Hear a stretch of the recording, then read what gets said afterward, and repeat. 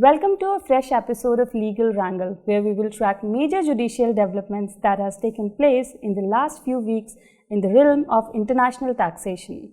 For this, we have selected three important cases. The first one discusses the taxability of STCG arising from sales of mutual funds to foreign entity.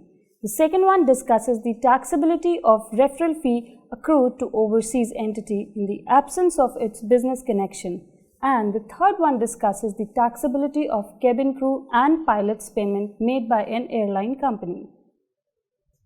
Our first case revolves around taxability of capital gains arising to non-resident from sale of mutual fund in accordance with appropriate treaty provisions. Let's understand what exactly happened in this case. The assessee is a UAE resident individual. For relevant assessment year under consideration, the assessee had sold units of equity-oriented mutual funds and derived short-term capital gains on the same. Such gains were claimed as exempt from tax in India by virtue of Article 13 Clause 5 of the Indian-UAE Treaty.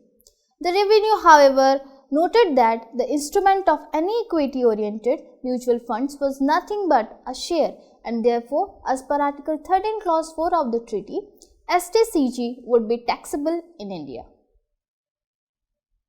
Let's see what the tribunal had finally decided. Article 13, Clause 4 of Indo-UAE Treaty should not be applied in case of sale of mutual funds by an NRI. If units of mutual funds transferred by the NRI did not qualify as shares for the purpose of tax treaty.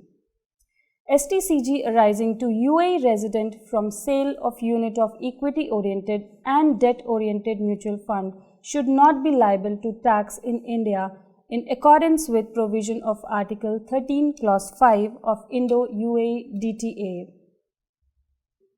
Moving to our second case, the tribunal was approached to decide as to whether the referral fees occur to a non-resident company in absence of its business connection in India can be charged to tax in India. Let's understand what exactly happened in this case. The assessee is a UK resident company and is engaged in the business of providing banking financial services as well as ITES services across the world. However, it did not have any place of business in India. The dispute arose when the payments received by assessee by way of reimbursement of expenses and referral fee were treated as FTS under IT Act as well as India-UK DTA. The assessee objected to the same and approached the tribunal, urging that receipts in its hands were not taxable in India since it did not have a PE in India. Let's see what the tribunal had finally decided. Payments by way of reimbursement of expenses incurred on behalf of payer cannot be construed as income chargeable to tax in the hands of payee. Income earned by non-resident is taxable in India as FTS if he has business connection in India and income arises through or from such business connections. Now let's move on to our last case, where the payments made by an airline company for training pilots and cabin crew by using a flight simulator was taxed as loyalty, even though such simulator was not hired. Let's see what exactly happened in this case. The assessee is a leading airline operator. It claimed to have sent its personnel to receive pilot and cockpit crew training to Dubai, Singapore, and Germany. Since the training and payment for the same were all abroad, as well as it did not involve transfer of any technology to assessee's employees, it was claimed that such services could not be regarded as FTS. Here arose the dispute. Let's see what the tribunal had finally decided.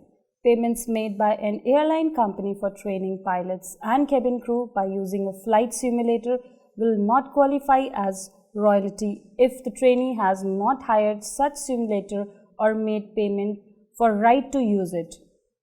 Payments made to an entity located in the UAE for imparting training cannot be treated as FTS if the India-UAE DTA does not define FTS and where the non-resident entity has no PE in India.